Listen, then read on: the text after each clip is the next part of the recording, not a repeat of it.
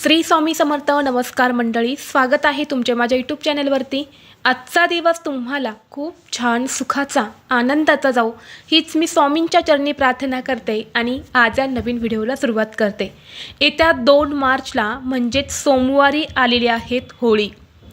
दरवर्षी हुताशनी पौर्णिमेच्या दिवशी होळी हा सण साजरा केला जातो.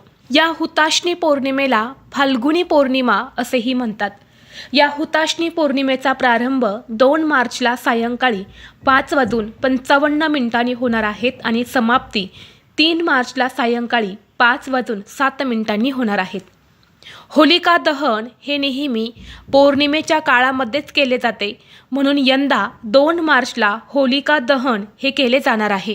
हुताशनी पौर्णिमा म्हणजेच होळीचा दिवस हा आपल्यासाठी अत्यंत महत्त्वाचा असतो. या दिवशी बघा, आपण प्रत्येकजण होळी पेटवत असतो आणि त्या होळीची पूजा करत असतो. म्हणजेच जे काही वाईट गोष्टी आहेत, आपल्यामध्ये ज्या काही नकारात्मक ऊर्जा आहेत किंवा आपल्यामध्ये ज्या काही वाईट गोष्टी आहेत, जी काही वाईट कर्म पापं आपण केली आहे, तर ते आपण त्यात जाळून टाकत असतो. जेणेकरून सुरुवात जी आहे तर ती आपल्या आयुष्याची किंवा नंतर पुढचे येणारे जे दिवस असतात तर ते चांगले येत असतात. या होळीमध्ये आपल्या सर्व वाईट गोष्टींचा त्याग केला जातो. म्हणजेच वाईटावर चांगल्याची मात म्हणून होळी हा सण जो आहे तर तो साजरा केला जातो. या दिवशी होळीची पूजा केल्याने देवी लक्ष्मी नेहमी घरात वास करते आणि जीवनात सुख समृद्धी येते. होळीचा दिवस हा अत्यंत महत्त्वाचा असल्यामुळे या होळीच्या दिवशी अशा काही वस्तू आहेत, जर तुम्ही या वस्तू आपल्या घरात स्थापन केल्या तर आपल्या घरात असणारे सर्व नकारात्मक ऊर्जा, वाईट शक्ती, इडापिडा दूर होऊन घरामध्ये सकारात्मक ऊर्जेचा प्रवाह वाढेल आणि आपल्या घराची भरभराट होईल. घरात इतका पैसा येईल की तुम्ही सांभाळूसुद्धा शकणार नाही. आणि म्हणून आपल्याला 2 मार्च सोमवार होळी येण्यापूर्वी कोणत्याही परिस्थितीत या 5 पैकी एक तरी वस्तू नक्की घरी आणायच्या आहेत. तर कोणत्या वस्तू आणायच्या आहेत, यानंतर त्या वस्तूंचं काय करायचं आहे, अशी ही संपूर्ण माहिती या व्हिडिओमध्ये मी तुमच्यासोबत शेअर करणार आहे. त्यामुळे तुम्ही हा व्हिडिओ स्किप न करता शेवटपर्यंत नक्की पहा. चॅनलवरती नवीन असाल तर सबस्क्राईब करा आणि असेच माहितीपूर्व नवनवीन व्हिडिओ पाहण्यासाठी बेल आयकॉनलाही प्रेस करा. म्हणजे जेव्हा कधी मी नवीन व्हिडिओ अपलोड करेल त्याचं नोटिफिकेशन सर्वात अगोदर तुम्हाला भेटेल आणि तुम्ही एक पण व्हिडिओ मिस करणार नाही. तसेच हाईप बटनला देखील क्लिक करा. तर पहा, आज या व्हिडिओमध्ये मी तुम्हाला ज्या 5 वस्तू सांगणार आहे तर त्या 5 पैकी एक तरी वस्तू तुम्हाला होळीच्या अगोदर आपल्या घरामध्ये आणायचीच आहे. ज्या वस्तू मी तुम्हाला सांगणार आहे त्या वस्तू जर तुमच्या घरात अगोदरच असतील तर पुन्हा त्या वस्तू तुम्हाला खरेदी करण्याची गरज नाही. होळीचा हा जो दिवस आहे ना, हा खूप महत्त्वाचा असतो, कारण या दिवशी पौर्णिमासुद्धा असते आणि या दिवशी आपण घरात जे काही प्रभावी उपाय किंवा सेवा करतो ना, त्या सेवेचं, त्या उपायांचं आपल्याला शीघ्र फळ प्राप्त होते. आणि होळीचा दिवस म्हणजे पौर्णिमा आणि पौर्णिमा ही तिथी माता लक्ष्मीला समर्पित असते आणि म्हणून आपल्याला ह्या ज्या काही वस्तू मी सांगणार आहे तर त्या होळीच्या अगोदरच आपल्या घरामध्ये आणायच्या आहेत. कारण बघा, तुम्ही पाहिले असेल की अनेकदा असे होते की खूप प्रयत्न करूनही आपल्याला आपल्या आयुष्यात यश मिळत नाही किंवा घरात समृद्धी येत नाही.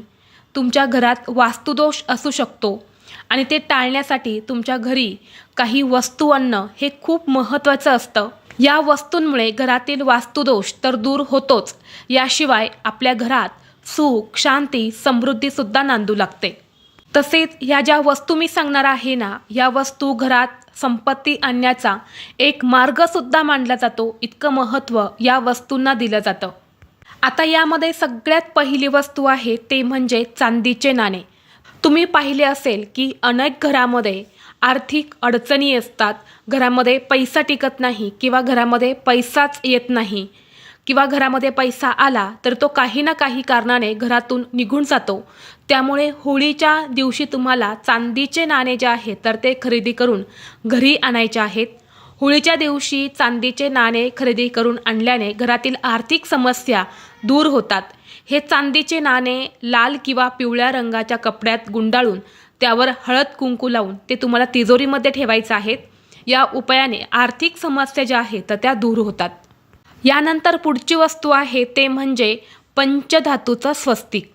आता होळीच्या दिवशी किंवा होळीच्या अगोदर तुम्ही हे पंचधातूचं स्वस्तिक जे आहे तर ते खरेदी करायचं आहेत. आता हे तुम्हाला कुठे मिळेल, तर जिथे सोनाराचं दुकान असते तर तिथे सुद्धा पंचधातूचं स्वस्तिक जे आहे तर ते मिळते, किंवा जिथे देवांच्या तांब्याच्या पंचधातूच्या मूर्त्या मिळतात तर तिथे सुद्धा हे पंचधातूचं स्वस्तिक जे आहे तर ते मिळते. तर ते तुम्हाला घरी खरेदी करून आणायचं आहे. आणि या होळीच्या दिवशी म्हणजेच पौर्णिमेच्या दिवशी तुम्हाला सकाळी उठल्यानंतरनं तुमच्या घराचा मुख्य प्रवेशद्वार हा स्वच्छ पुसून काढायचा आहे.